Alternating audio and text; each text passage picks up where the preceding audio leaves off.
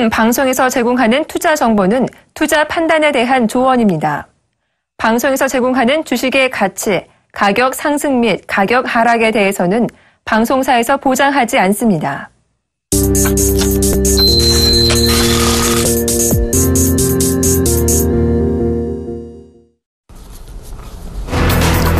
그리스와 국제채권단이 긴박하게 막판 협상을 벌였지만 결국 구제금융 단기 연장은 거부되고 그리스는 IMF 채무를 상환하지 못해 기술적 디폴트를 맞게 됐습니다.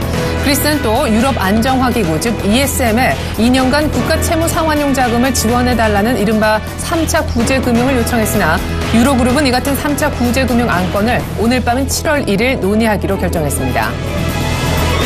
국제신용평가사 피치가 그리스 정부의 국채 등급을 CCC에서 CC로 한 단계 강등시켰습니다. 피치는 성명에서 그리스 정부가 채권단과의 협상에 실패하면서 그리스가 다가오는 부채 상환 의무를 지키지 못할 위험이 굉장히 커졌다며 디폴트 즉 채무 불이행이 일어날 만하다고 언급했습니다. 하루 전 스탠다드앤푸어스사도 그리스의 신용 등급을 CCC에서 CCC-로 내린 바 있습니다.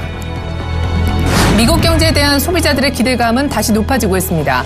컨퍼런스 보도에 따르면 6월 미국의 소비자 신뢰지수는 101.4를 기록해 전월 수정치였던 94.6을 웃돌았을 뿐더러 시장 전망치인 97.4까지 상회했습니다. 6월 현재 상황 지수는 111.6으로 전월 107.1보다 상승해 최근 넉 달 중 가장 높은 수치를 기록했습니다. 또한 향후 6개월에 대한 기대 지수도 5월 86.2에서 6월 94.6으로 올라섰습니다. 국제유가는 이란 핵협상 시한이 다음 달 7일까지 일주일 연기됐다는 소식에 2% 넘게 급등했습니다. 뉴욕 상업거래소에서 서부 텍사스산 원유 가격은 전날보다 배럴당 1.14달러, 2% 급등한 59.47달러에 마감됐습니다.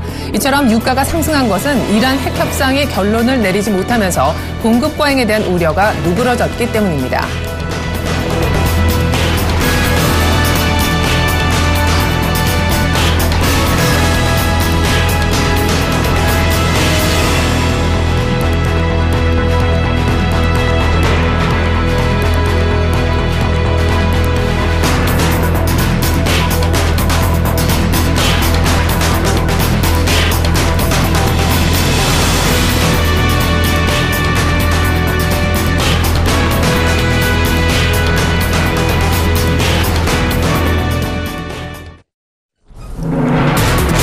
안녕하십니까. 출발증시바이디의 최예린입니다. 그리스 사태가 결국 기술적 디폴트로 이어지고 있습니다.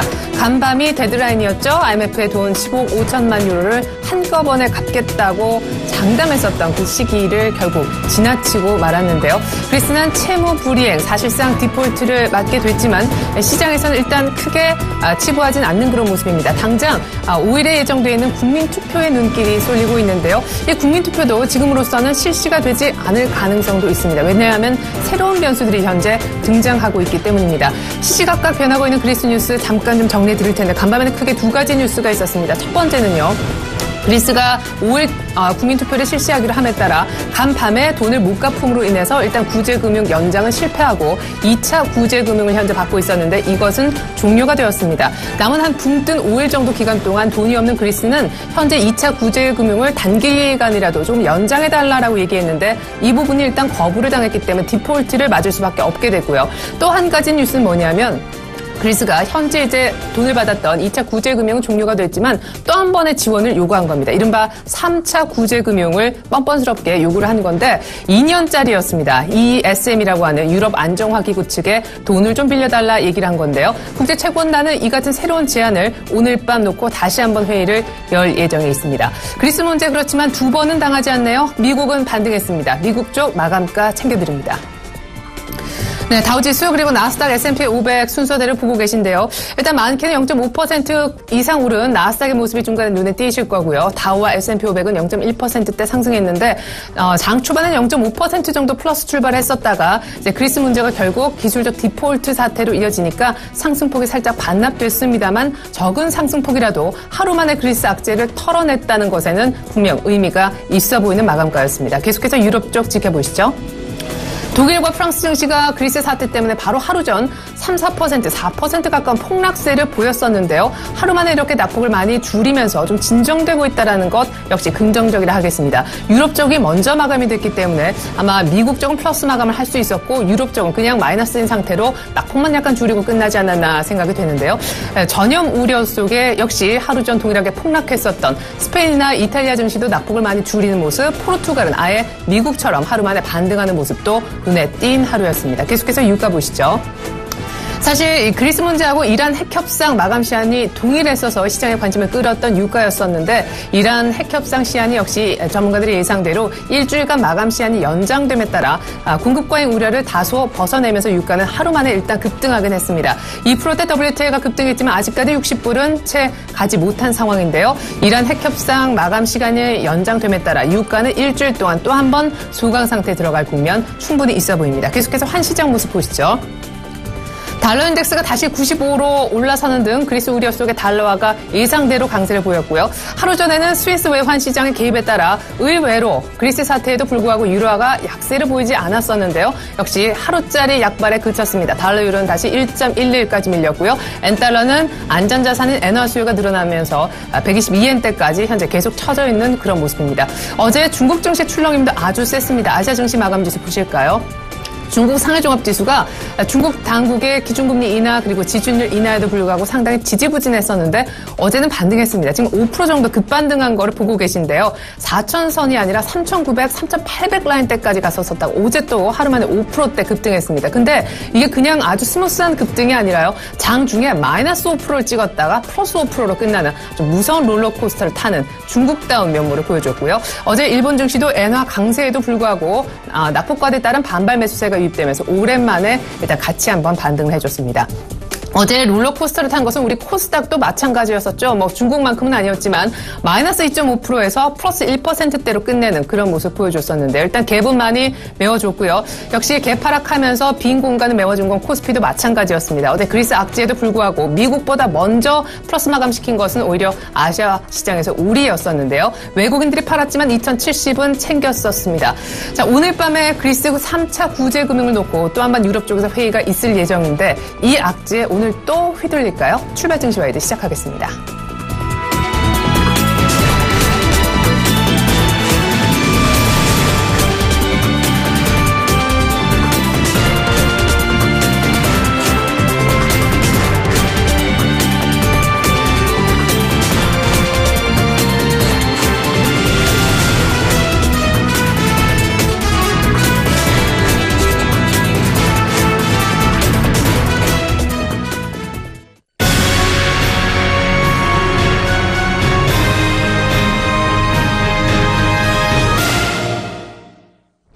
네, 그리스와 국제채권단이 막판 협상을 벌였지만 결국 극적인 타결은 없었습니다. 그리스는 결국 기술적으로나마 디폴트 사태를 맞을 수밖에 없는데요. 7월 첫날부터 그리스 사태에 대한 우려를 하게 되고 있군요. 오늘 특별히 글로벌 경제 이슈는요. 서강대학교 경제대학원 김영익 교수님께서 짚어주시겠습니다. 교수님 오래간만입니다. 안녕하세요. 예, 안녕하십니까. 네, 오늘 그리스 얘기부터 시작해 볼 텐데 어쨌든 숨가쁜 막판 협상이 계속 이어졌지만 극적 타결은 없었습니다. IMF 돈은 결국 갚지 못했네요. 예, 그렇습니다. 15억 5천만 유로 갚기로 돼 있는데요. 네, 상환을 못했습니다. 사실상 디폴트에 빠진 것이죠. IMF 출범 이래 지금까지 IMF의 채무를 이행하지 못한 국가는 수단, 소말리아, 짐바브웨 이런 채무국인데요. 네, 그리스가 거기에 빠져가지고 안타깝게 생각이 됩니다. 그런데 IMF는 채무 불이행보다는 연체 상태로 지금 판정하기로 그랬다는데요. 이 차이가 뭐냐면은 디폴트에 빠지면은 구제 절차가 있을 때까지 모든 금융 거래가 중단되지만은 연체 상태면 빚만 갚으면은 앞으로 금융 지원을 해줄 수 있다. 이런 의미가 좀 있는 것 같습니다. 그래서 아직 공식적으로는 디폴트가 아니라 IMF는 연체 상태로 판정하고 있습니다. 예, 그렇군요. 자, 일단 사실 관건은 7월 5일 국민 투표가 될 겁니다. 지금 치프라스 총리는 굉장히 살떨리는 게임을 진행 중인데 5일날 국민 투표에서 만약에 국민들이 우리는 허리띠를 졸라매겠다. 국제채권단이 제시한 구제금융안 긴축을 받아들인다면 입지가 상당히 좁아질 거고 본인도 사퇴하겠다. 이렇게 말하지 않았습니까? 예, 그렇습니다. 네. 그래서 치프라스 그리스 총리는 반대를 좀 유도하고 있고요. 이유는 좀 찬성을 유도하고 있지 않습니까? 어떤 결과가 나올지 좀 기다려야 될 것 같은데요. 근데 만약 반대의 경우가 나오면은 아마 그리스는 뭐 디폴트 상태, 그렉시트도 가능한 것 같고요. 근데 찬성의 경우가 나오더라도 치프라스는 아마 사임해야 될 것 같습니다. 다시 총선을 해야 되고 그리스 구제금융 문제, 채무, 재협상 문제는 상당히 시간이 걸릴 것 같습니다. 근데 여기서 우리가 그리스 사태 본질을 좀 알아봐야 되는데요. 사실 독일과 그리스 지금 하나 환율에서 있습니다만은 두 나라가 노동 생산성, 국가 경쟁력 정말 다르거든요. 이 그리스가 과연 뭐 타결이 된다고 그래도 계속 오래 버틸 수 있을까? 이거는 늘 의심되는 상태입니다. 예를 들어 우리가 97년에 IMF 경제위기를 맞지 않았습니까? 그때 가장 크게 변동하는 변수가 환율이었었어요. 원달러 환율이 한때 1980원을 넘었었거든요. 그러다 보니까 외국인 자금이 들어왔고 그 다음에 우리나라 수출 기업들, 뭐 현대차, 삼성전자 같은 기업들입니다만은 가격 경쟁이 올라가지고 수출을 해가지고 달러를 벌어들였고, 그리고 우리나라 뼈아픈 구조 조정을 했거든요. 만약 그리스가 자체 통화 드라크마였습니다만은 드라크마를 가지고 있었다면은 드라크마 가치가 폭락하면서 그리스가 스스로 구조조정을 할 수 있었을 겁니다. 근데 지금 그리스 통화가 드라크마가 아니라 유로화니까 그리스가 유라를 조정할 수 있겠습니까? 금리를 조정할 수 있겠습니까? 근데 이렇게 되면은 그리스가 뼈아픈 구조 조정을 해야 되는데요. 지금 그 구조 조정을 못 하겠다는 거 아닙니까? 그래서 어떤 결과가 나오더라도 선거에서 어떤 결과가 나오더라도 그리스 문제는 상당히 오래 갈 가능성이 상당히 높아 보입니다. 교수님은 차라리 그렉시트를 내고 유로화를 포기하고 자체 통화인 드라크마를 가져다 쓰는 것이 그리스 경제 회복에 오히려 도움이 될 거다 이렇게 보시는 건가요? 예, 늘 제가 그렇게 말씀을 드렸는데요. 네. 사실 그렇게 되면 단기적으로는 그리스 물가 폭등 등 그리스 국민이 큰 고통을 겪어야 되는데요. 장기적으로 보면은 그렇게 해가지고 환율을 통해 가지고 구조조정을 해야 되거든요. 저는 그리스나 뭐 유로를 위해서도 그리스가 빨리 그렉시트 탈퇴하고 그렉시트하고 유로존 탈퇴하고 구조조정을 하는 게 바람직스럽다고 생각하고 있습니다. 네, 근데 지금 여론조사 결과 국민들은 일단은 유로존에 남고 싶고 정권을 교체하더라도 유로존에 남고 싶다는 그런 뜻을 내비치고 있죠. 근데 국민투표 이전에 새로운 변수가 하나 등장했습니다. 역시 이제 교수님께서 조금 전에 얘기한 뉘앙스 그대로 아마 밑빠진 독에 물 붓기식이 또 여기서 한번 나올 것 같은데 현재 받았던 2차 구제금융이 종료가 됐지만 3차 구제금융 2년짜리를 요구했다면서요? 예, 그렇게 요구했는데 뭐 독일 같은 나라, 특히 독일 메르켈 총리 굉장히 안구하지 않습니까? 그분보다는 또 그분을 돕고 있는 재무장관 서이블레라고 그러죠. 그분이 더 안구합니다. 그래서 돈 많은 독일이 어느 정도 양보를 해야 되는데요. 근데 독일이 그리스 구조조정 모습을 보면서 지원하기는 상당히 힘들어 보입니다.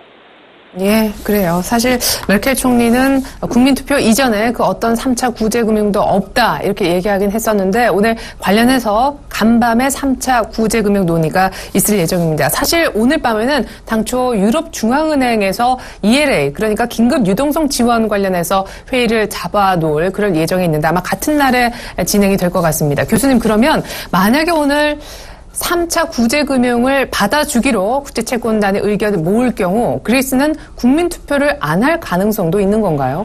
네, 그렇죠. 그렇게 3차 구제금융을 받아준다면은 그리스 국민투표 할 필요가 없다고 저는 생각하고 있습니다. 그래요. 자, 일단 5일 국민투표가 분수령이 될 것으로 봤지만 그리스가 또 의회 카드 3차 구제금융 카드를 상당히 빨리 꺼내들면서 오늘 밤이 분수령이 되지 않을까 이렇게 생각이 듭니다. 블룸버그 쪽에서는 지금 그리스 사태가 미국의 금리 인상 시기에도 영향을 미칠 것이다 이렇게 얘기를 했는데 지금 여론이 그렇게 이미 미국의 금리 인상 시기를 늦춰잡고 있다면서요. 예, 여론은 그렇게 가고 있는데요. 근데 최근 미국 경제 지표 보면은 그 정도는 아닐 것 같다는 생각이 듭니다. 그리스 사태가 어제 오늘 보여줬습니다만은 글로벌 큰 충격은 가져다 주지 않고 있거든요. 왜냐하면 그리스가 GDP의 유로에서 2%밖에 차지 않고 있고요. 그 다음에 그리스 빚이 그동안 누가 가지고 있느냐 불명하게 했었는데 지금 트로이카, IMF, ECB, EU가 거의 90% 이상을 가지고 있거든요. 그 다음에 유로 중앙은행이 올 3월부터 대규모 양적완을 단행하고 있기 때문에 이 그리스가 글로벌 금융시장에 그렇게 큰 충격은 주지는 않으리라고 보고 있습니다. 그리고 최근 미국 경제 지표 보면은 상당히 양호하거든요. 물론 1분기 마이너스 0.2% 성장했습니다만은 그 이후로 발표된 데이터 보면은 사실 거의 모든 경제 지표들이 상당히 좋아지고 있어요. 어제도 컨퍼런스 보드 6월 소비자 지수가 발표됐는데요. 전문가들 한 97쯤 예상했는데 100일 이 정도 돼가지고 예상보다 더 좋거든요. 그리고 이번 주 목요일 날 미국의 고용지표, 6월 고용지표가 발표되는데 사실 미 연준이 고용지표와 물가하고 두 개를 가장 중시하는데 물가는 아직 안정됐습니다. 고용은 많이 개선됐지 않습니까? 이미 금융위기 때 잃어버린 일자리를 다 차지하고요. 실업률도 10%에서 5.4%까지 떨어졌습니까?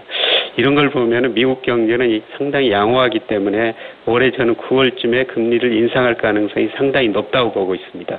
네, 그럼 교수님하고 이제 이 얘기를 최근 들어선 처음 하는 건데 미국이 9월 달에 금리를 올리기 시작하면 뭐 점진적으로 인상하겠다 옐런 의장이 그렇게 얘기하지 않았습니까? 12월에도 연내 그러니까 한 2번 정도 금리를 올릴 것이다라는 의견에 대해서는 어떤 생각이세요? 예, 한 2번 정도는 올릴 것 같습니다. 예, 그러나 아직 세계 경제가 그렇게 좋은 상태도 아니고 미국 물가가 아직도 목표치 훨씬 아래에 있거든요.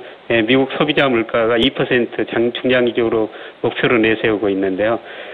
헤드라인 소비자 물가도 1.3% 안팎이거든요. 물가가 목표치 훨씬 이하에 있기 때문에 아마 2차례 정도 금리를 인상할 것 같습니다만은 그 이후로 급격한 그 이상의 금리 인상은 좀 어려울 것 같습니다. 네, 그리스 사태가 파장이 그렇게 미국 경제에 크게 미칠 것 같지는 않고 미국 경제가 최근 워낙 견고하게 개선이 되고 있어서 미국은 아마 본연의 스케줄대로 9월부터 금리 인상을 시작할 것으로 본다라고 하셨습니다. 근데 그리스 사태 그리고 사실상 지금 기술적 디폴트가 났음에도 불구하고 간밤에 미국 증시도 올랐고 어제 이미 한국 증시 및 아시아 시장은 많이 안정이 되는 그런 모습입니다. 이유는 뭘까요? 예, 그만큼 그리스 규모가 적다는 거고요. 아까 말씀드렸습니다만은, 유로 중앙은행이 사실 적극적으로 대응하고 있지 않습니까? 그러니까 올 3월부터 양적 완화를 단행하고 있는데요. 내년 9월까지 무려 1조 1,400유로 엄청난 규모거든요. 그러니까 충분한 그 유동성이 제공될 것이다. 이렇게 지금 보고 있고요. 물론, 그리스 유로 자금이 우리나라 채권시장, 주식시장 20% 이상을 차지하고 그 일부 돈이 빠져나갈 수가 있는데요. 근데 유로 경제가 또 우리 경제에 미치는 영향이 과거보다 줄어들었어요. 예를 들어 2005년에는 유로가 우리 수출에 차지하는 비중이 한 15%였는데요. 올해 보니까 5월까지 8% 정도로 거의 절반 수준으로 줄어들었거든요. 그래서 과거보다도 유로 경제가 우리 경제에 미치는 영향이 줄어들었기 때문에 과거처럼 큰 충격은 받지 않을 거라고 생각하고 있습니다. 예, 그래요. 대그리스 익스포저도 많이 떨어져 있고 그리고 사실상 유로존 내에서도 방화벽을 많이 쳐놓은 상태여서 앞서 미국 경제에도 그리스 사태가 별 영향을 주지 못했듯이 우리 역시 큰 영향을 받지는 않을 것 같다라고 하셨습니다. 사실 오늘이 또 7월이기도 해서 하반기 그리고 향후 증시의 방향성 여쭤보고자 하는데요.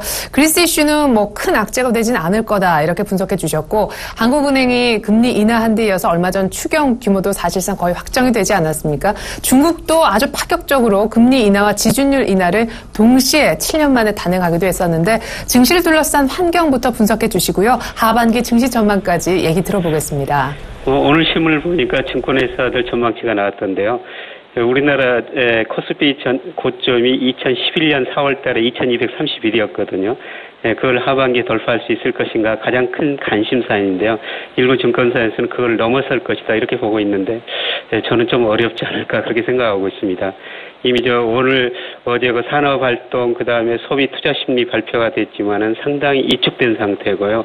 근데 제가 가장 하반기에 우려한 것은 미국 주가예요. 제가 평가해보면 미국 주가가 경기에 비해 가지고 한 25% 가대평가됐거든요. 그거는 7년 동안 0% 금리 유지하고 세 차례 걸쳐가지고 양적 완화를 단행하기 때문에 주가가 너무 올랐다. 그런데 지난 10월에 양적 완화를 종료하고 이제 금리 인상하면은 경기와 주가가 괴리가 좁아질 수밖에 없거든요. 그래서 저는 올 하반기에는 미국 주가가 상당폭 조정을 받고 그렇게 되면은 전 세계적으로 주식형 펀드에서 돈이 빠져나가고 아마 외국인들이 우리나라 주식도 사기 힘들 것 같습니다. 그래서 하반기에 크게 오를 가능성은 낮고요.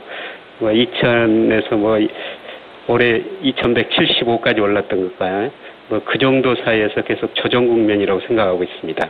네, 이미 올해 고점은 찍었다라고 얘기하시고 3분기 특별히 3분기에 좀 주춤하다가 4분기에 새로운 고점 2,300까지 부르는 증권사의 의견에는 좀 의견을 같이 하지 않으셨습니다. 끝으로 한 가지만 더 최근에 변동성이 커지고 있는 중국장은 어떻게 보고 계신가요? 거품이 한꺼번에 빠지고 있는 그런 국면인가요?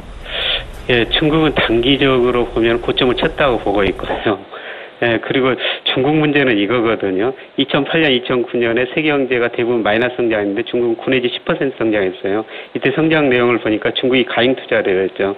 근데 투자는 많이 해놨는데 물건이 안 팔리니까 지금 기업이 부실해지고 은행이 부실해지는 이런 가시장이 전개되고 있거든요. 계속 부실이 쌓이면 한번 처리해야 되죠. 이런 상황에서 중국 주가가 저는 크게 오르기는 힘들다고 보고 있고요.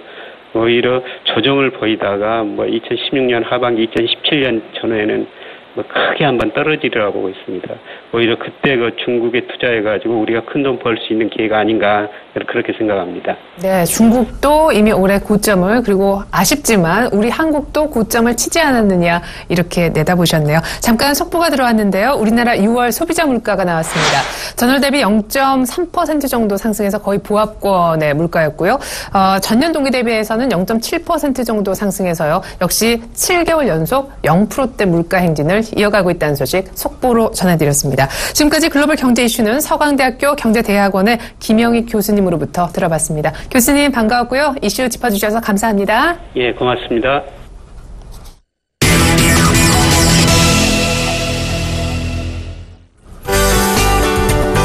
안녕하십니까. 수요 리포트의 김태환입니다.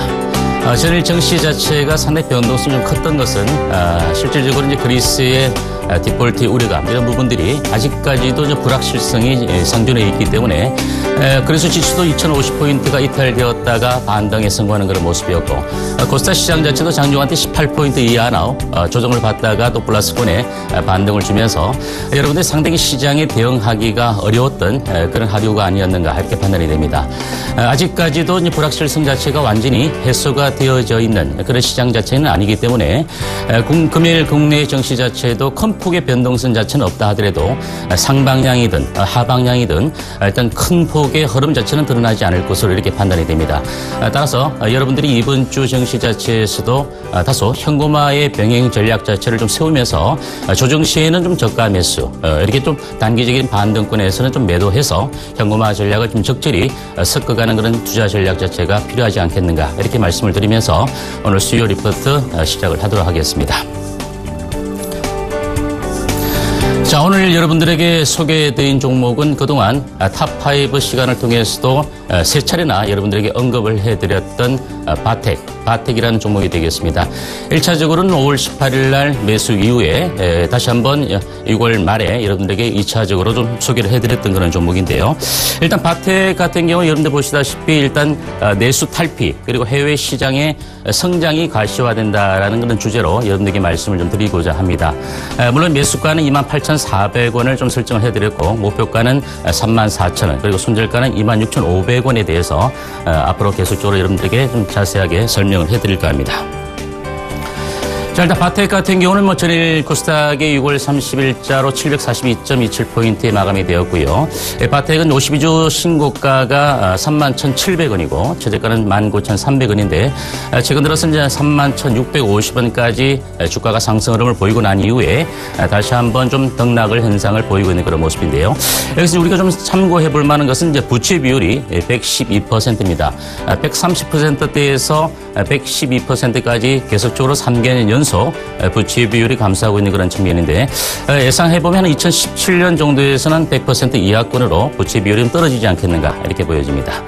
또한 주요 주주는 이제 바텍 이후 홀딩스가 특수관계 6인을 포함해서 55.35%의 지분을 갖고 있고 그리고 국민연금이 한 5.5%를 갖고 있으니까 실질적으로 약간의 변동이 있다 하더라도 실질적인 유통 물량 같은 경우는 35% 정도 전후에 물량이 현재 시장에서 출회가 되고 있는 그런 모습이다. 거래가 되고 있는 모습이다. 이렇게 보시면 될 것 같아요. 자, 일단 의료기기 시장. 일전에도 제가 아이센스에 대해서 설명을 해드렸는데요. 물론 이제 이번 주에 정시 자체가 좀 출렁이면서 아이센스가 여러분들에게 설정해드렸던 58,500 5,500원의 매수가에 진입이 되었습니다. 57,100원까지 저점을 찍었으니까요. 하지만 여전히 손절가는 55,000원 정도 아이센서는 설정해두면서 목표가 7만 원 그대로 유지를 하겠는데요. 바텍도 이 의료기기 시장의 어떤 그 흐름에서는 뭐 우리가 좀 성장성이 있다 이렇게 볼 수 있겠는데 글로벌 의료기기 시장 자체는 3,284억 달러 그러니까 한 우리 $1 정도 기준으로 보면 한 360조 정도의 규모가 되겠습니다. 연평균 한 8% 정도로 지속적인 시장이 확대가 진행이 되고 있는 그런 모습이고요. 물론 국내 의료 시장 규모 자체는 아직까지는 4조 원 정도의 전후한 그 같은 시장은 좀 미미한 그런 모습인데 계속적으로 의료용품이나 진단기기, 치료기기, 치과 재료 분야에서는 시장 자체는 이제 점진적으로 영산 진단기기 이쪽이 이제 실질적으로 바텍이 사업을 진행하는 그런 부분 아니겠습니까? 그래서 시장의 성장성은 충분히 있다 이렇게 여러분께서 이해를 해주시면 될 것 같아요. 그리고 이제 영산 진단기기 시장은 이제 800억 달러 정도 규모니까 한 90조 정도 가까이 되겠죠. 그리고 이제 아날로그 방식에서 디지털의 기기가 교체가 되면서 연평균 성장률 자체가 15% 정도 성장이 될 수 있을 것으로 판단이 되겠습니다. 그런 이제 바텍의 이제 주요 사업 부분을 우리가 좀 살펴볼 필요가 있겠는데요. 팍스아이라든지 팍스아이 3D, 2D 이와 같은 시리즈를 통해서 영산 진단 장비를 개발하는 그런 제조업체다라고 말씀을 드릴 수 있겠고 주요 사업 부분은 이제 덴탈 이미징 사업 그리고 디지털 엑스레이 디텍터 사업인데 덴탈 이미징 사업 같은 경우가 전체 매출에 차지하는 비중 자체가 한 75% 그리고 디텍터 사업 부분 자체가 한 25% 정도의 매출 구성을 이루고 있는 그런 회사가 되겠습니다. 최근 들어서 신제품 팍스아이 3D 스마트 물론 작년 2014년 9월 달에 출시가 되어서 국내 시장 점유율 자체도 올 1분기 매출 좀 반영이 되었고요. 중요한 것은 이제 2015년 하반기부터 해외 매출이 본격적으로 발생될 수 있을 것으로 이렇게 판단이 되고 있습니다. 일단 그 TFT 디텍터와 그리고 CMOS 디텍터를 우리가 간단히 좀 비교를 해보면요. 물론 뒤에 제가 좀 그림 같은 경우도 좀 설명을 해드리겠지만 TFT 디텍터 그리고 CMOS 디텍터 이 두 가지 측면 자체는 여러분들이 좀 간략하게 장점과 단점 정도는 이런 것이 있다라는 정도만 이해를 하시면 되겠는데 일단 TFT 디텍터 같은 경우는 경제성이 있는 대면적 센서가 가능하고 그리고 환자가 CT 촬영을 할 때도 방사선 자체에 대한 두려움이 좀 많이 있지 않습니까? 그래서 환자의 방사선 비폭량이 좀 적다라는 그런 부분인데 다만 단점은 잔상 현상으로 이제 동영상 구현 자체가 어려운데 이와 같은 부분들을 이제 CMOS 디텍터 자체가 잔상이 없는 고속 영상 자체가 가능하고 그리고 역시 비폭량이 좀 적은 것은 TFT 디텍터와 같은 개념이다라고 볼 수 있겠고요. 그리고 단점은 이제 웨이퍼의 크기 자체가 300mm 정도 이하로 좀 제한이 되어 있다는 그런 측면을 우리가 볼 수 있습니다. 디텍터 하면 어렵게 생각하지 마시고요. 눈에 보이지 않는 엑스레이 영상을 디지털 영상으로 전환해주는 그런 장치다라고 보시면 되겠습니다.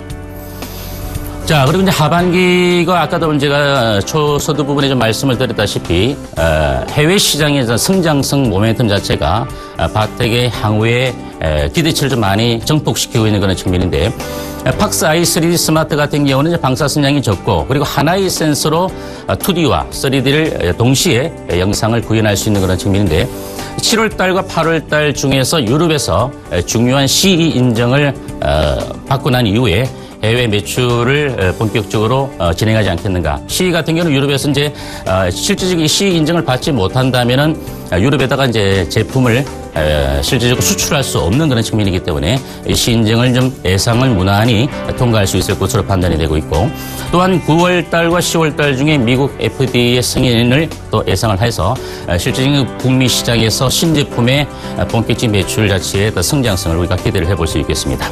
따라서 기존의 중국 시장의 점유율뿐만 아니라 북미 시장의 인지도가 상승하고 있는 그런 측면 속에서 신제품의 실질적인 매출의 증대 그리고 실질적인 성장 이런 부분들은 우리가 좀 가만히 좀 생각을 해보더라도 이 회사 자체가 지금 현재 꾸준하게 외형 성장을 하고 있는 그런 측면 브레이크가 좀 걸리지 않는 그런 측면을 우리가 이 회사의 가장 키포인트가 아니겠는가 이렇게 볼 수 있겠습니다. 이건 이제 주력 제품이 이제 2D 이미징이나 뭐 3D 이미징 같은 그림을 좀 말씀을 드리려고 그림을 좀 가져왔는데요. 왼쪽에 있는 부분이 이제 팍스아이 시리즈고, 팍스 400. 그리고 이제 여기 있는 부분 세 번째 그림이 바로 신제품 출시 팍스아이 3D 스마트라는 그런 제품이다라고 보시면 되겠고, 이거는 그림 프리미엄 정도의 제품인데요. 이번에 또 팍스아이 3D 스마트 같은 경우는 이제 한 번 촬영을 통해서 실질적으로 3인 원 시스템이라고 해서 수진자, 이제 치과의 어떤 그 진료를 받으러 간 수진자가 이동 없이 한 자리에서 파노라마뿐만 아니라 영상 2D와 3D까지 일시에 제공할 수 있는 그런 기술력을 갖춘 제품이다라고 이해를 하시면 되겠습니다. 그리고 이제 디텍터인데요. 디텍터 자체에 대해서 아까 제가 디지털 영상으로 바꿔주는 그런 기기다라고 말씀드렸는데 이런 부분들, 이렇게 좀 생긴 부분들 자체가 디텍터다 이렇게 이해를 하시면 될 것 같습니다. 자, 이제 핵심 손익 및 투자 지표에 대해서 말씀을 드리겠는데요. 일단 2015년 같은 경우만 말씀을 먼저 드리면 2,150억 원 정도의 매출을 기록하면서 영업이익이 한 370억 정도의 수준까지 이르지 않겠는가. 역시 뭐 사상 최대의 매출과 이익률을 좀 기록하지 않겠는가. 이렇게 볼 수 있기 때문에 올해 물론 이제 2분기의 매출 자체는 한 500억 원 정도에서 실질적인 이 영업이익도 한 100억 원 정도의 영업이익을 달성할 수 있을 것으로 판단되기 때문에 1분기 대비도 조금 더 추가적인 이익률의 상승 흐름을 이어갈 수 있을 것으로 이렇게 판단을 해볼 수 있겠습니다. 이 부분은 이제 영업이익률적인 측면 자체가 13년 대비 14년도가 16.25%까지 상당히 영업이익률이 좀 가파르게 올라오고 있는 그런 측면인데, 물론 바텍 레이언스의 디텍터를 실질적으로 공급을 받고 있기 때문에 원가 경쟁력적인 측면에서도 상당히 이익률을 높여갈 수 있는 그런 측면으로 이해를 해보시면 될 것 같고요. 앞서 설명드렸던 2,150억 원에 370억 원 정도의 영업이익을 올해 달성하지 않겠는가, 이렇게 예상을 해볼 수 있겠습니다. 자, 이제 핵심 포인트입니다. 마지막으로 이제 핵심 포인트인데요. 아까 계속적으로 이제 앞부분에 말씀을 드렸던 총체적인 이제 키 포인트가 되겠죠.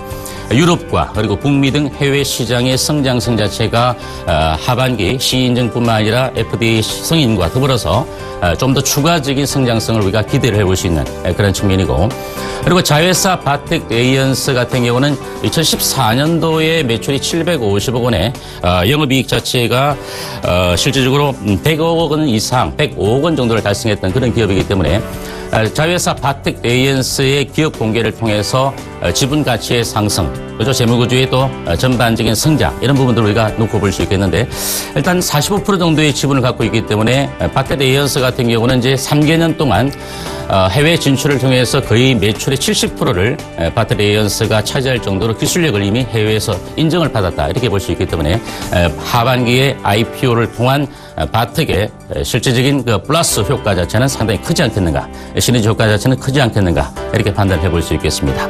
그리고 이제 반기 실적 증가 및 하반기의 추가적인 수익성 증대. 국내 시장 점유율 자체는 80% 정도를 차지하고 있지만 글로벌적인 해외 시장의 점유율 자체는 10% 정도로 한 5위 정도를 차지하고 있는 그런 회사이기 때문에 향후 유럽 시장, 북미 시장, 그리고 기존에 진출해 있는 중국 시장 자체까지도 감안을 해본다면 이 회사 자체가 향후에 지금 현재 머물러 있는 이 외형적인 측면에서 분명히 추가적인 외형을 더 확대할 수밖에 없는 그런 측면이기 때문에 주가의 흐름 자체도 아직까지도 추가적인 밸류에이션적인 측면에서 한 단계 더 올라갈 수 있는 그런 가산점을 주더라도 무리가 없는 종목이 아니겠는가, 이렇게 말씀을 드리겠습니다. 자, 이제 여러분들이 이제 차트를 좀 보여드리면서 말씀을 드리겠는데요. 앞서도 제가 서두분에 말씀드린 것처럼 5월 18일 날 탑5를 통해서 1차적인 매수 관점을 말씀을 드렸고, 그리고 이제 추가적으로 6월 달 들어서도 2차적인 매수 관점을 말씀을 드리면서 어차피 단기적인 종목 자체가 아니기 때문에 중기적 관점에서 우리가 끌고 갈 수 있는 그런 종목으로 말씀드리지 않았습니까? 그래서 이번 주 월요일 탑5 종목 시간을 통해서도 다시 한번 바텍에 대해서 에이스 전략을 좀 말씀을 드렸는데요. 애초에 1차 매수가 그 자체에 대해서 추가적인 눌림목 이후에 2차 매수 자체, 원이 좀 그려져 있는 이 부분 자체에 대해서 2차 매수를 여러분들께 설명을 해드렸는데요. 물론 애초에 1차적인 목표가 자체가 31,000원이었습니다. 하지만 31,000원 선을 돌파해서 31,650원에 52주 신고가를 돌파하지는 못했지만 최고점을 형성시켜주고 난 이후에 이번 주 양봉, 그리고 오늘 엄봉, 어제 전일 같은 경우 엄봉을 만들면서 29,100원에 마감을 했던 있는 그런 종목이 되겠습니다.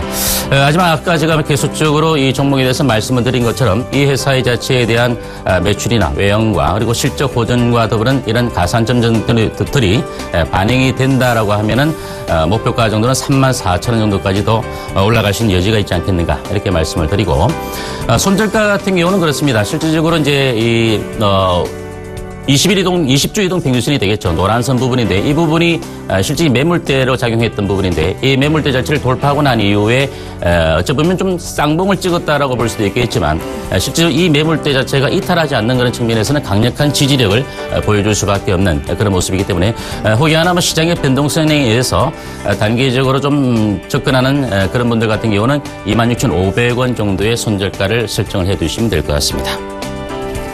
목표가 같은 경우는 이제 월봉으로 보면 확실하게 쌍봉을 찍었다라고 볼 수 있겠지만 실질적인 1차 상승 이후에 조정 그리고 추가적으로 상승을 보이면서 거의 엘리베이터 파동의 어떤 그 흐름 자체를 그대로 좀 보여주고 있는 종목이 아니겠는가 이렇게 보여지기 때문에 이번 상승의 조정 이후에 다시 한번 추가적인 상승 자체는 실질적인 이 상승 흐름 자체까지 가지 않는다 하더라도 우리가 34,000원 정도까지는 무난하게 올라갈 수 있는 그런 측면이기 때문에 애초에 여러분들이 좀 수익을 보신 분들 같은 경우는 매도를 하셔서 이익을 실현하신 분도 계실지 모르겠고 아니면 일부 분할 매도를 통해서 다시 한번 저점 매수에 관심을 가지신 분도 계시겠는데 어쨌든 간에 일단 이 흐름 자체에 대해서 큰 흐름을 여러분들께 좀 참조를 하셔서 매매 전략을 좀 세워두시면 큰 무리가 없지 않겠는가 이렇게 말씀드리면서 오늘 수요 리포트 오늘 이 시간 마감하도록 하겠습니다. 감사합니다.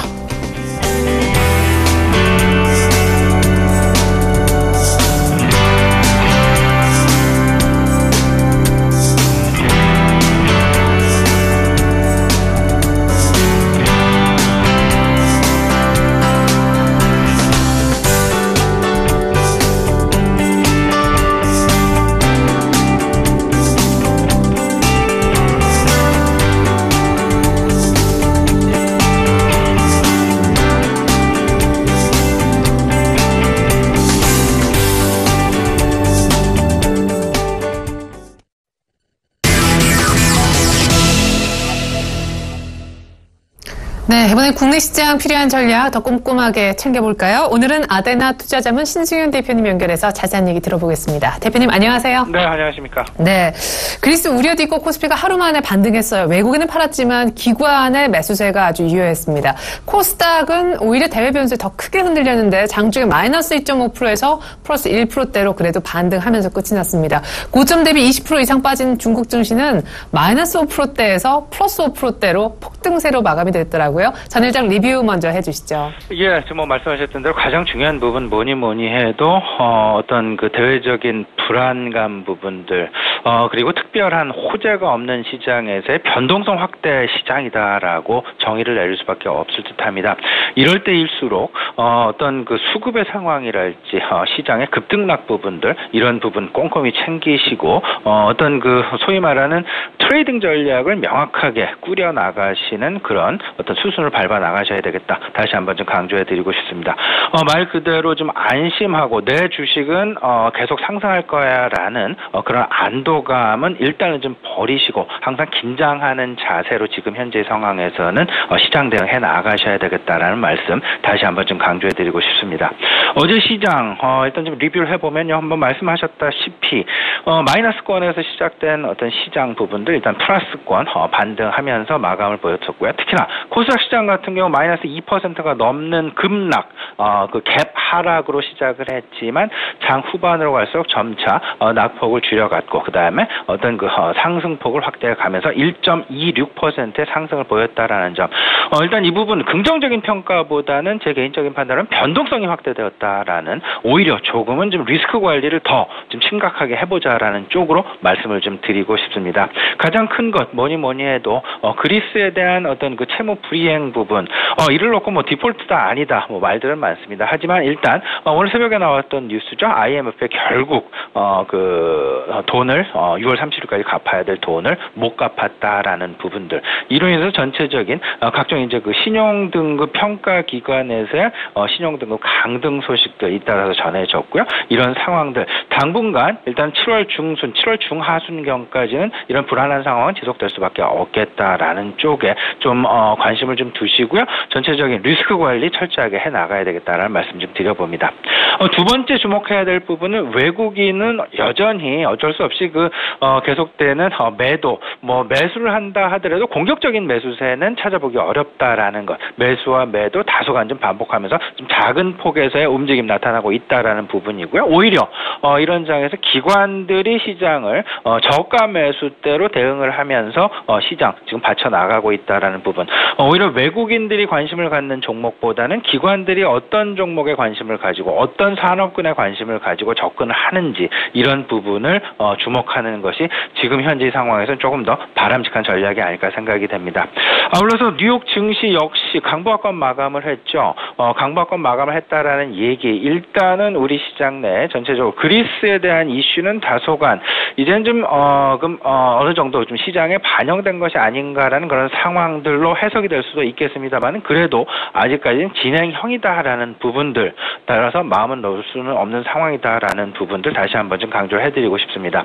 마지막으로 중국 시장의 변동성 얘기를 안 해볼 수가 없겠죠. 중국 시장 변동성 그 어느 때보다 크게 나타나는 것이 사실입니다. 이에 따라서 우리 시장 내 중국과 크게 관련된 업종군들 대표적으로 화학업종이 아닐까 생각이 되는데요. 그리고 아울러서 화장품 업종도 마찬가지겠죠. 이런 중국 시장의 변동 부분에 따라서 조금 좀 주가의 변동성이 크게 나타나고 있다라는 부분들. 화학 같은 경우 전일에는 마이너스 5% 평균적으로 한 5% 내외의 하락을 보였다라면 어제 같은 경우는 한 3에서 5% 정도의 반등을 다시금 보여주고 있다라는 점. 중국 시장의 변동성 부분 역시 우리가 주목해야 될 부분이다라고 말씀을 좀 드려야 되겠습니다. 특정 업종 내지는 특정 종목 좀 굳이 좀 집어본다라면요. 어제 같은 경우 이렇다 이런 건 없었지만 화학업종의 반등 부분을 조금 좀 눈여겨볼 만하다라는 그런 말씀 드려보고요. 화학업종의 반등 부분 아무래도 1분기 실적 발표가 다가오다 보니까 1분기 실적에서 가장 확실하게 어떤 반등 내지 턴어라운드가 기대되는 업종이다라는 그런 부분들을 하고요. 중국 시장의 어떤 반등 부분 가미가 되면서 화학업종의 상승이 계속 지금 이어지고 있다라는 부분들 한번 보셔야 될 것 같고요. 내추럴 엔도텍 어느새 3만 원이 넘는 그런 주가 회복 지금 나타나고 있습니다.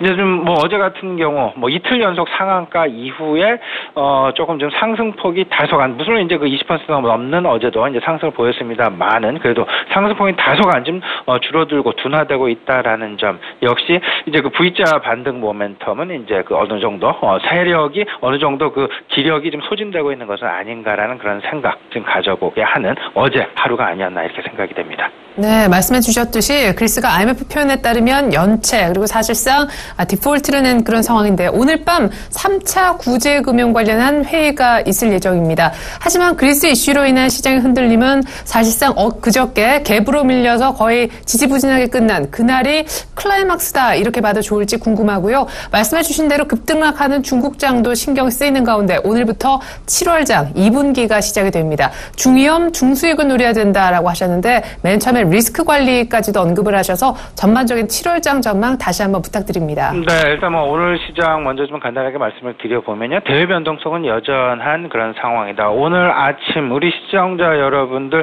해외 글로벌 뉴스들 접하시면서 아무래도 저와 비슷한 생각을 하지 않으셨나 생각이 되는데요. 결국에는 IMF의 채무 불이행, 연체라고 표현을 할 수도 있고요. 어쨌든 이제 조금 좀 불안한 이벤트가 지금 작은 이벤트일 수도 있지만 어떤 이벤트가 형성되었다라는 점 꼭 주목을 하셔야 되겠습니다. 오늘 같은 경우 특히나 외국인들의 스탠스가 무엇보다 중요하다. 우리나라에 있는 기관들의 수급보다는 오히려 오늘 같은 경우 특히나 장 초반 같은 경우 외국인들의 스탠스 과연 그리스의 이 상황을 그들은 어떤 시각에서 어떤 관점에서 바라보고 있을까 그리고 그들이 내리는 평가와 전망은 어떨까 우리 시장 내 기관들이 내리는 평가보다는 오히려 그들이 내리는 평가에 더 주목할 필요가 있어 보인다라고 생각이 됩니다. 물론 그 이후에는 기관의 수급이 중요할 수 있겠습니다만은 당장은 아무래도 외국인의 수급이 조금은 더 주목할 만한 그런 어떤 이슈가 될 것이다라는 말씀 드려봅니다.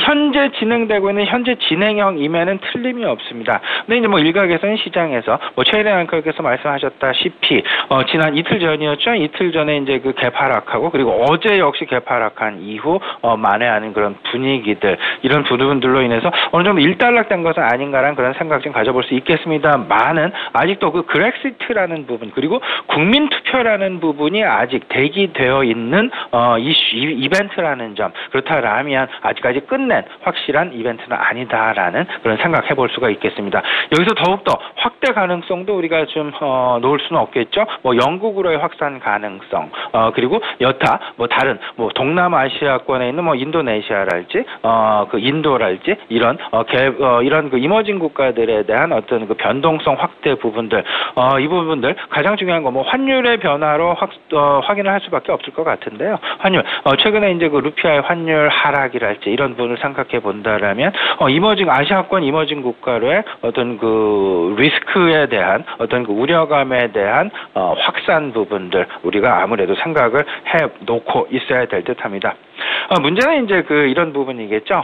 과연 이제 뭐 독일에서도 그렇고 최근 들어서 보여주고 있는 그들의 완강함, 계속해서 그리스에 끌려가지 않겠다라는 그들의 완강한 태도 부분.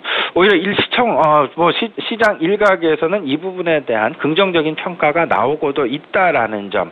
오히려 이제 한 7, 8년 정도 계속 끌어왔었던 그리스 이슈를 오히려 지금 현재 상황에서 그냥 일단락을 시켜버리자라는 그들의 의지 역시 긍정적으로 평가되고 있다라는 점. 그런 부분들로 인해서 그리스에 대한 이벤트 이슈 자체가 최근 들어서 그저께의 어떤 그 급락 이후에 어느 정도 좀 시장 내 만회하는 그런 분위기 나타나고 있는 것이 아닌가라는 생각도 드는데요. 하지만 국민투표 전과 후, 국민투표 직후 한번 그때가 또 하나의 고비가 될 수 있다라는 점 한번 생각을 해 놓으셔야 될 것 같습니다. 문제는 결국에는 글로벌 유동성의 국내 유입 여부가 되겠습니다.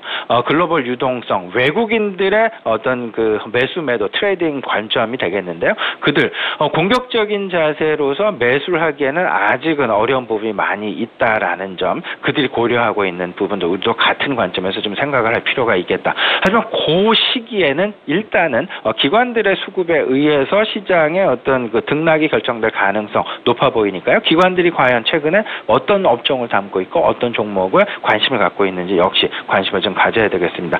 7월 시장 중수익 중위험 전략이 유효하겠다라는 말씀 지난주에 이어서 오늘 다시 한번 우리 시청자 여러분께 좀 드리고자 합니다. 일단 시장 이슈 세 가지 정도로 요약이 되죠. 외국 글로벌 이슈들이 이렇게 좀 지지부진하고 글로벌 이슈들이 조금 좀 어렵게 가다 보니까 아무래도 국내 기관 투자자들 비롯해서 전반적인 투자자들 국내 정부의 정책에 관심을 가지고 있다라는 것. 정부 정책 어떤 산업군의 규제 완화가 나오고 어떤 산업군으로 정부의 어떤 그 지출이 쓰이게 되는지 이런 부분들 계속 관심을 좀 가지셔야 되겠고요. 아울러서 이제 2분기 실적 본격적으로 이제 시작이 됩니다. 조만간 삼성전자와 관련된 실적, 시장에서는 이제 7조 원을 1분기에는 넘을 가능성이 높다라는 그런 긍정적인 멘트 많이 나오고 있습니다만은 2분기 실적에 대한 관심 계속해서 촉각을 곤두세우고 보셔야 되지 않을까 생각이 됩니다. 안타깝게도 7월 시장 저 개인적으로는 좀 박스권 장세를 전망을 합니다. 그 가장 큰 배경 뭐니 해도 기관도 공격스러운 어떤 그 시장에 대한 대응 전략이 아니라 포트폴리오를 조금은 좀 위험 관리 차원에서 가져가려는 움직임이 크게 커 보이고 외국인들 같은 경우는 조금은 조금 더 심각하게 그리스에 관련된 그런 이슈들 특히나 그들이 우리나라를 바라보는 시각 역시 하나의 이머징 국가로 지금 바라보고 있다라는 점 그로 인해서 아직까지는 좀 그 유동성의 적극적인 유입 관련돼서는 조금 좀 기대하기 어려운 부분이 아닐까 이렇게 생각이 됩니다. 결국에는요 안정적인 포트폴리오를 좀 우선해보자. 중위험 중수익 쪽으로 안정적인 포트폴리오. 그렇다라면 PBR 기반으로 해서 주가의 낙폭이 과대된 업종, 과대된 종목, 더 이상 하락할 가능성이 좀 적어 보이는 업종에 대해서 미리 좀 선침을 해놓는 그런 전략이 낫지 않을까라는 그런 말씀 아울러서 좀 드려보겠습니다. 마지막으로 이제 그 오늘 시장 전체적인 그림에서 본다라면요. 일단 지금 장 초반은 아무래도 그 오전장 같은 경우 외국인 수급 관심을 계속 가지셔야 되겠다는 말씀 다시 한번 좀 강조해 드리겠습니다. 그리고 나서 이후에 기관들이 관심을 갖고 있는 업종 그 부분에 이제 그 포커스를 좀 액센트를 두어서 포트폴리오를 구성해 나가시는 게 좋겠다라는 말씀 드려보고요. 마지막으로 이제 그 중국 변동성 컨셉이 크게 나타나고 있죠. 이 부분 촉발된 거 두 가지 이유를 들 수 있을 것 같습니다. 첫 번째는 중국 증시가 너무나 많이 상승을 했다. 이번 6월 말까지 중국 상해 증시의 상승률 글로벌 글로벌 1등이라 해도 과언이 아닐 듯 싶습니다. 연초 대비 6월 말 시장 32%나 상승을 하는 그런 모습 보였습니다. 지수 기준으로요. 그렇다면 이 부분도 일정 부분 이제 그 수익률을 확보할 만한 그런 상황들 되지 않나 생각이 들고요. 아울러서 거기에 불을 끼얹은 어떤 이벤트가 하나가 있었죠. MSCI 지수에 편입되는 그런 부분들의 불발로 인해서 다소간 좀 실망감이 연출되었다라는 점. 하지만 이제 서서히 조금 좀 자리를 이제는 좀 안정화를 찾아가지 않을까라는 그런 기대감 가져보고요. 그렇다라면 중국과 관련된 업종군 그리고 실적의 개선이 나타날 가능성이 높은 업종군 결국에는 화학업종에 대한 관심 계속 가져야 되겠다는 말씀 드려보겠습니다. 아울러서요. 낙폭 과대 그리고 이제 그 개별 장세라고 얘기를 할 수도 있고 그리고 어떤 그 성장주 관점의 대응이라고 할 수도 있을 것 같은데요. 대외적인 변수에 상대적으로 강한 그런 업종들 그리고 정부 정책과 상당 부분 밀접한 연관이 있는 업종들 결국에는 사물 인터넷 그리고 이제 그 인터넷 은행들 그리고 핀테크에 대한 관심 여전히 유효하다라는 그런 말씀 아울러서 드리겠습니다. 네, 그리스 관련해서는 5일달 그 예정돼 있는 국민투표까지 아마 불안감이 지속될 텐데 7월달은 큰 기대 없는 가운데 외국인들이 적극적으로 사지 않는 구간 속에서 기관이 뭘 사는지 잘 봐야 된다라고 하셨고 특별히 화학주 언급을 해주셨습니다. 아닌 게 아니라 6월 16일에 거의 2000선 부근까지 내려갔었다가 그 이후로 쭉 올라오는 동안 기관이 꾸준히 샀던 종목을 보니까 SK이노베이션하고 LG화학 외에 신세계, 다음카카오, 이마트, 오리온 등 내수주가 올라와 있는데요. 코멘트 끝으로 짧게 한번 들어볼 수 있을까요? 네네. 그 내수주 어쩔 수 없이 이제 시장에서는 받쳐줄 수 있는 내수 소비에 대한 관심을 가질 수밖에 없겠죠. 그러다 보니까 이제 그 내수주에 대한 관심. 특히나 이제 어제 같은 경우 오리온 최상단에 올라 있는 것으로 이제 기관 수급에서 최상단에 올라 있는 모습 다들 볼 수 있었습니다. 오리온에 대한 관심 좀 낙폭 과대가 아닌가라는 그런 관심 좀 있었다라는 그런 생각이 좀 많이 들고요. 아울러서 전체적인 최근 들어서 이제 그 인터넷 은행과 관련된 다음 카카오랄지 핀테크와 관련된 다음 카카오랄지 아니면 키움증권에 대한 관심도 여전했었고요. 이런 부분들 전체적으로 본다면 정부의 정책과 크게 벗어나지 않는다라는 것. 그렇다면 지금처럼 대외 여건이 불확실하고 불안한 그런 상황에서는 믿을 부분은 내수 정책과 그 다음에 정부 정책밖에 없다라는 그런 부분으로 다시금 거꾸로 해석이 되는 그런 국면이 아닐까라는 그런 생각 지금 가져보고요. 다시 한번 강조해드립니다. 2분기 실적 발표 시즌 임박하고 있습니다. 실적 발표 꼼꼼히 챙기시는 그런 어떤 그 전략 필요해 보인다. 아울러서 마무리 말씀드리겠습니다. 네, 지금까지 아데나 투자자문 신수윤 대표님의 7월 증시 전망 들어봤습니다. 전략 감사합니다. 네, 감사합니다.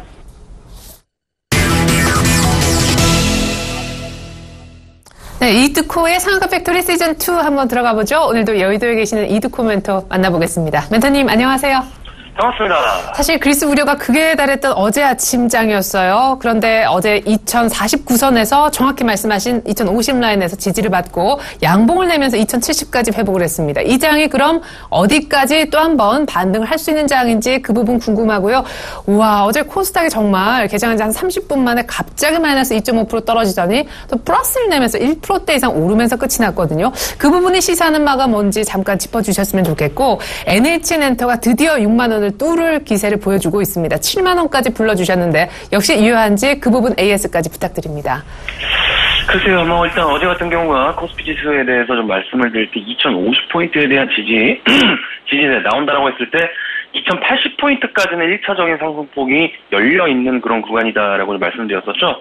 근데 어제 같은 경우 상당히 변동성이 심했던 그런 하루였지만은, 결론적으로 보면 2049포인트, 그러니까 1포인트 거진 가깝게 2050포인트까지 하락이 좀 나아졌다가 재차 급반등하는 모습들, 정확하게 맞아 떨어지는 그런 부분들이지 않나 싶고요.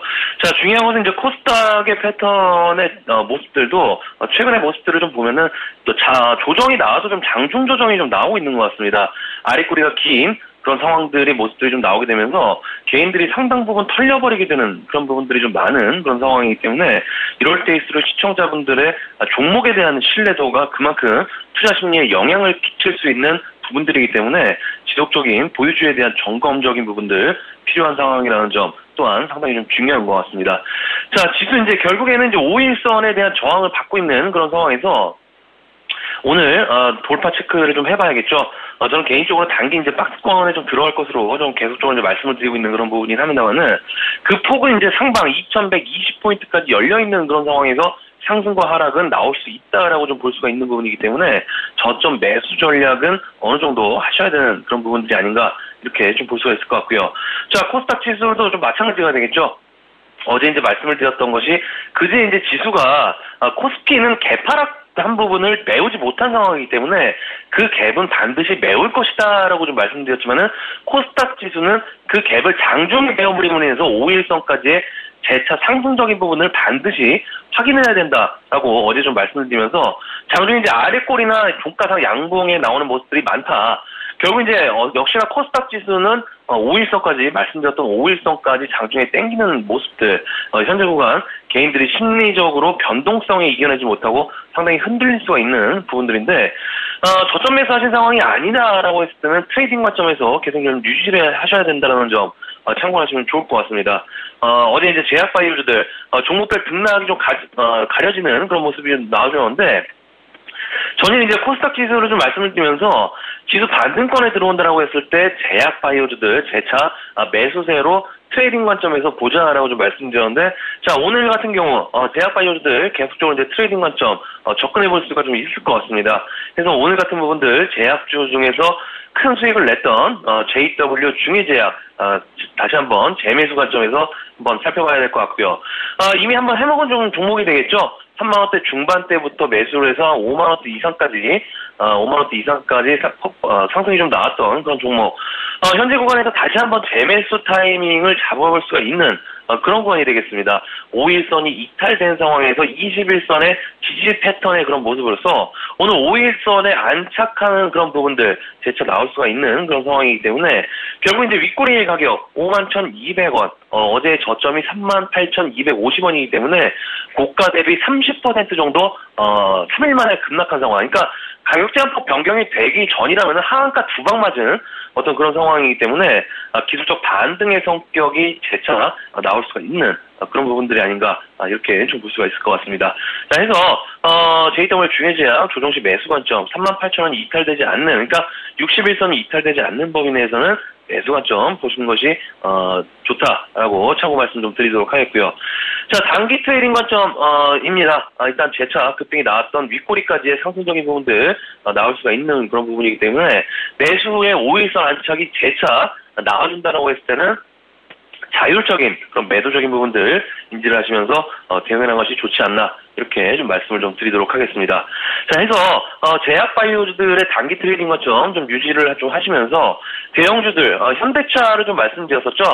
전저점이 이탈되지 않는 그런 범위 내에서는 매수 관점 유지, 14만원까지의 상승적인 부분들 현대차 일단은 말씀을 좀 드렸던 그런 부분이기 때문에, 이번 지수 반등세와 함께 체크하는 것이 좋지 않나.